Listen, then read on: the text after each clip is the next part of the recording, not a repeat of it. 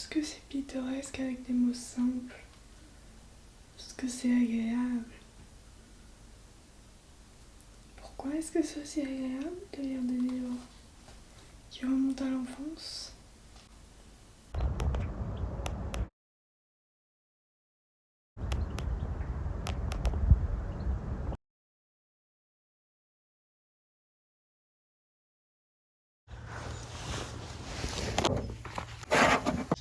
Bonjour, bienvenue dans cette nouvelle vidéo. Non pas dans une baignoire comme le font beaucoup de gens, mais dans une brouette. Et là je suis vraiment en train de remettre en question toute mon idée qui porte une tenue claire et après je dois aller au travail. Peu importe. Bienvenue dans cette nouvelle vidéo. Dehors.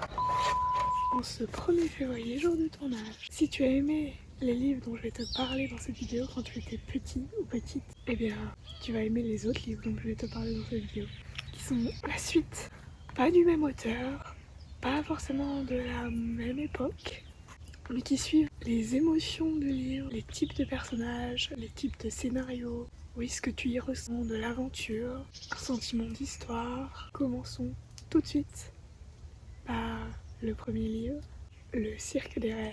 Je sais pas si tu te souviens de La Cabane Magique. Si tu l'as lu, tu dois t'en souvenir parce que c'est très marquant. Ces enfants qui rentrent dans une cabane au milieu des bois et se retrouvent propulsés à des époques différentes. C'était illustré, un sentiment d'aventure, de nouveau, d'inconnu, de magique. Je te propose Le Cirque des Rêves à lire en tant qu'adulte. Oui, je suis en train de faire ma voix off dans cet état. Le cirque arrive sans crier gare. Aucune annonce ne précède sa venue. Aucune affiche sur les réverbères. Aucune publicité dans les journaux. Il est simplement là, alors qu'hier, il ne l'était pas. Par les effluves de caramel et de cannelle qui flottent dans l'air. Bienvenue au cirque des rêves. Ça me semble parfait à lire. Sous la couette, en hiver. Je sais pas si j'arriverai à le lire avant le printemps, mais yes. C'est étiqueté littérature jeunesse, donc ça reste quand même de la littérature jeunesse. Je pense que pour avoir un lien avec des histoires qu'on a lues dans notre jeunesse, les livres doivent garder quelque chose de magique, d'onirique, de féerique. Je suis juste en train de lire les mots là, il y a marqué steampunk, je sais même pas ce que c'est, écoutez. Il est très très bien noté. Après ça dépend toujours des gens. C'est vraiment... À moins qu'un livre soit absolument haï, mais même t'as toujours une chance de l'aimer. Je découvre un peu Babelio et c'est vachement bien parce qu'en dessous tu as des... Ensuite, Aurélie la Flamme. Aurélie la Flamme, écrit par India Desjardins. Je l'ai lu quand j'étais pas encore dans l'adolescence, mais ça m'a aidé quand je me suis retrouvée à l'adolescence. Tous ces questionnements, ces sensations de se sentir bizarre. India Desjardins n'a pas écrit que ça. Elle a écrit La mort d'une princesse. Alors ce qu'on aime chez India Desjardins, c'est son humour mordant, le cringe qu'elle ramène, les rencontres que ses personnages font avec d'autres personnages. Et c'est la même vibe de caractère. Personnage qui s'est senti comme un extraterrestre, auquel on peut pas mal relate, même si le personnage principal est une grande femme d'affaires et tout, donc tout le monde ne va pas relate. Mais c'est intéressant parce qu'elle parle très bien des émotions, des sentiments, de se dédier totalement à quelque chose et d'oublier le reste, et à quel point ça peut être nocif, pas dans le sens positif. Les chapitres sont courts, bien interprétés, bien décrits. Il y a des choses originales, comme dans le journal d'Aurélie la Flamme, des articles de journaux, des messages textes, des personnages attachants. C'est un peu rom-com, sauf que ça a été écrit en... Et il y a des jardins plus féministes que d'autres. Bridget Jones, j'en avais déjà parlé dans une autre vidéo, mais pour moi, c'est plus lisible. Même plus un plaisir, ça se fait juste. Parce que quand la nana elle compte ses kilos tous les jours, et que c'est pas considéré comme un trouble du comportement alimentaire. Alors qu'elle s'attend à ce qu'il la demande en mariage, Sarah, pétillante trentenaire, tombe de haut lorsque son amoureux de longue date lui annonce qu'il la quitte. Profondément blessée par cette trahison, elle fait un choix radical. Renoncer à l'amour et se jeter à corps perdu dans son agence de relations publiques. 7 ans plus tard, Sarah enchaîne les succès professionnels et assume son célibat qui la protège d'une nouvelle désillusion amoureuse. Mais est-il si simple de renoncer à l'amour ? Passionné d'écriture, India Desjardins a exploré avec bonheur la bande dessinée et la littérature jeunesse. Le journal d'Aurélie Laflamme a conquis plus de 2 millions de lecteurs en France. La mort d'une princesse est son premier roman adulte, dans lequel elle déploie toute la sensibilité et l'humour qu'on lui connaît. Bonne lecture. Pour Journal d'une princesse, on a tous aimé Mia. Pas tout le monde, mais voilà, tu me comprends toi qui as lu Mia. Je voyage dans le temps, via planète Marseille, je danse le Mia. Tellement bien, tellement attachant, et encore une fois ça je le relis aujourd'hui, il y a certains trucs que je cringe beaucoup. Ces couvertures roses, cette suite de vie, la découverte de la vie qu'on fait avec cette jeune fille encore. Si vous l'avez lu, vous savez, et donc si vous l'avez lu, je vous conseille Red, White, Royal and Blue. Red, White, Royal and Blue, oui. Qui est sorti en film il y a pas longtemps. Pourquoi je vous le conseille ? Parce que c'est une vibe royale comme ça, et que ça m'a l'air romantique, drôle, gay, moderne. Un peu du genre... Je l'ai pas lu. Moi ça me fait penser, dans l'idée, à du John Green.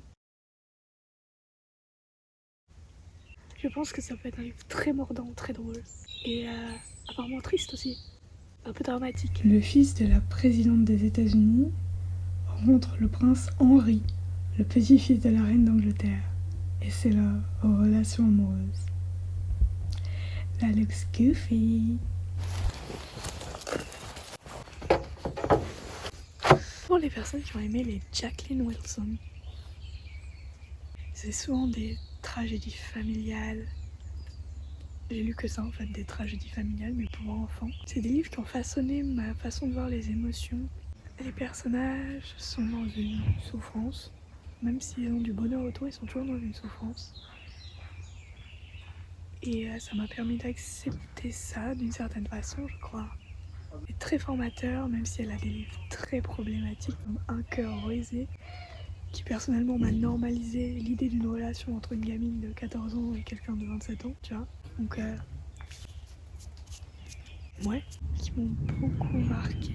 Et s'ils t'ont donc marqué comme ça, je te conseille Me voici qui vous parle de Les enfants du fleuve et qui pense que ça va être un livre touchant, affreusement touchant, affreusement pleurant.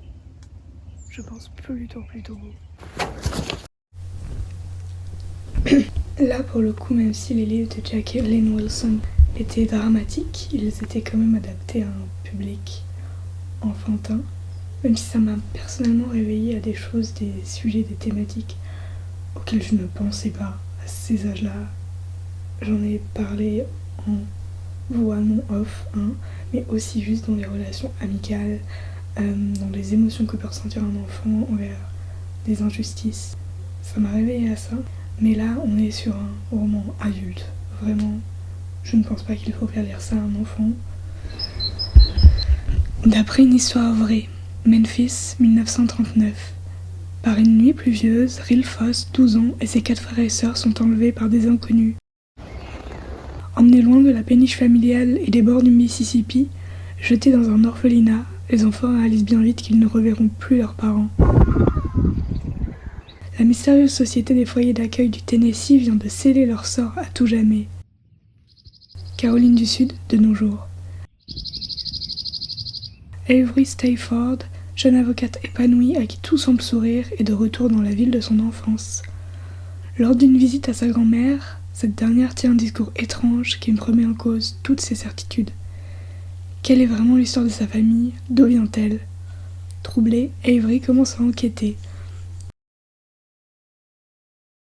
Et j'ai des frissons à lire ce résumé. Est-ce que vous pleurez souvent pendant les livres ? Moi, rien qu'avec ce résumé, j'ai envie de pleurer, donc j'espère que ce livre ne me décevra pas. Et que je pleurerai, c'est la même chose. J'ai l'impression que je fais souvent ce lapsus dans mes vidéos, pleurer. Bonne lecture à vous, si ça vous interroge, intrigue, intéresse. Moi perso, on va le lire. Dans le vlog d'hiver que je suis en train de tourner,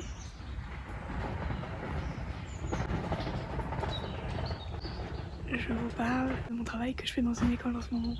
Il y a quelques mois, j'avais retrouvé la série du buveur d'encre que je buvais en CM2 en école. Je crois qu'il y avait peut-être 2 livres, le buveur d'encre, dans mon école. Il y a quelques mois, je discutais avec quelqu'un avec qui je travaillais, pas dans le contexte de l'école, ailleurs, et ça avait été une retrouvaille du buveur d'encre. Fantastique. Du coup, j'avais découvert qu'il y en avait plein, tellement surprise. Et là, dans l'école où je travaille, cette série de livres, apparemment elle est encore culte, et elle est en entière. C'est dans ce livre que je crois que j'ai découvert la symbolique. J'étais une enfant qui adorait lire, et ce symbolisme du buveur d'encre, je l'ai compris, et j'ai compris ce que ça voulait dire le symbolisme. Pour le buveur d'encre, la mer sans étoiles. La mer sans étoiles, la mer sans étoiles. La mer sans étoiles, c'est aussi un roman. Excusez-moi, où est ma clémentine? C'est aussi un roman d'Erin Morgenstern, pardon, qui est aussi très très bien noté. Et on parle d'une bibliothèque secrète, magique, bizarre. Aucune histoire ne s'achève jamais vraiment tant qu'elle continue à être racontée. Dans la bibliothèque de son université, Zachary Ezra Rallwins, ça peut pas être non plus long, un livre mystérieux, sans titre ni auteur. Découvrant avec stupéfaction qu'une scène de son enfance y est décrite, il décide d'en savoir davantage. C'est le début d'une quête qui le mènera à un étrange labyrinthe souterrain, sur les rives de la mer sans étoiles. J'ai toujours adoré les romans qui se passent en mer, ou en océan, ou sur une surface immense, où tu peux avoir un huis clos pire qu'un huis clos dans une maison, avec les éléments naturels autour, la nuit noire des tempêtes. I love it. Oui. Est-ce que je vais exploser mon budget? Oui.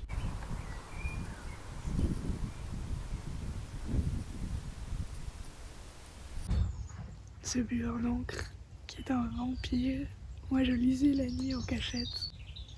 En plus, comme les chairs de poule, c'était une ouverture à l'horreur. Une ouverture à l'horreur. Les escaliers qui s'ouvrent à la dérobée. Les bibliothèques sombres et cachées. D'ailleurs, ça m'a rappelé la vibe de la bibliothèque des sorcières de Hilda.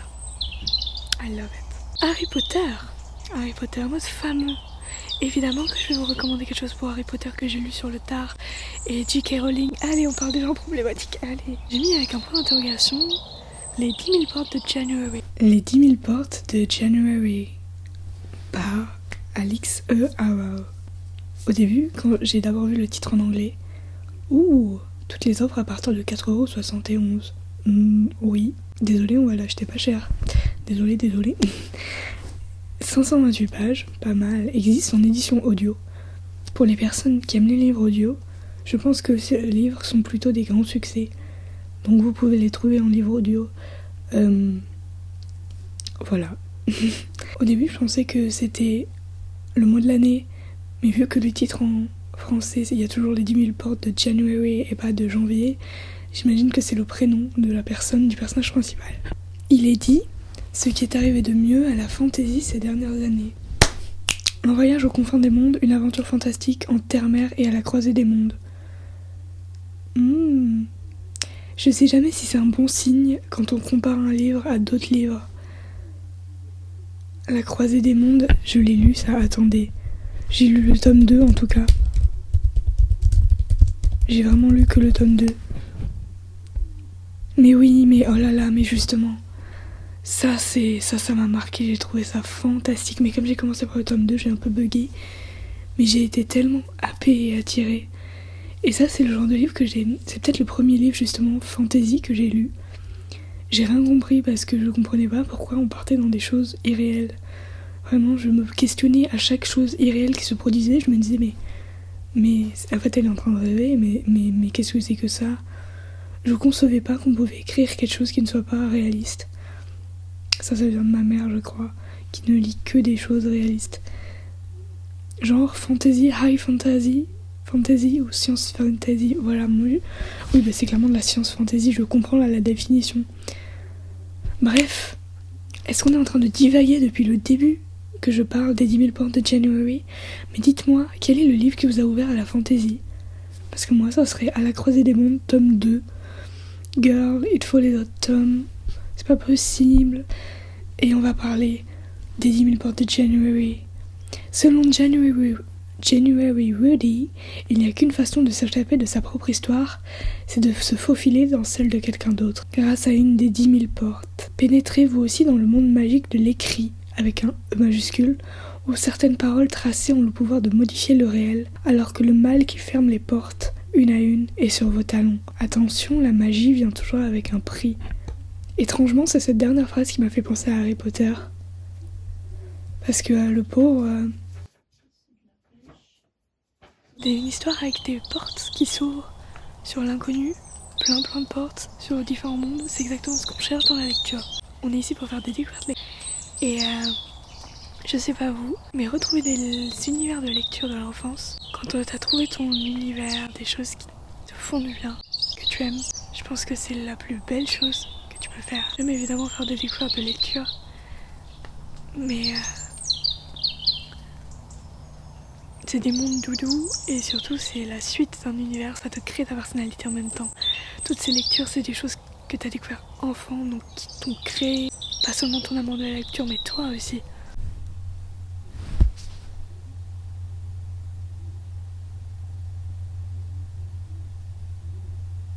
J'avais pas cliqué sur filmer. Concernant un autre roman duquel je ne vous ai pas encore parlé, c'est la série des Colombes du Roi Soleil. Comme vous le savez peut-être, le tome 2, Le secret de Louise. Je vous dis pas quel est son secret si vous n'avez pas lu. Est mêlé à une affaire de poison à la cour de Louis XIV. Et bien le livre duquel je vais vous parler aujourd'hui, qui s'appelle La Marquise des Ombres, ça se passe au XVIIe siècle, dans la noblesse. Et il y a une petite histoire de poison, ça c'est intéressant. Et son mariage ne lui apportera que le confort financier, mais tout le reste ne sera que poison de sa vie. Elle n'est pas encore Madame de Brinvilliers, elle va le devenir. Et elle va faire la rencontre de deux hommes qui viennent de différentes régions de la France. Si ça nous fait pas penser aux Colombes du Roi Soleil, elles venaient toutes à Saint-Cyr, de différents patois, de différents endroits. Il y en a un qui est trésorier des États du Languedoc.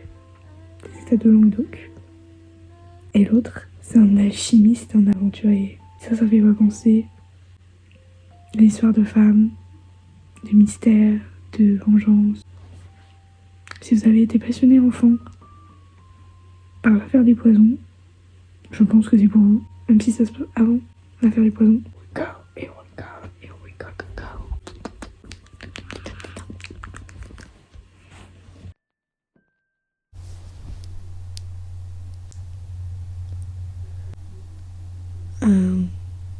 Est-ce que j'ai parlé de Louise ?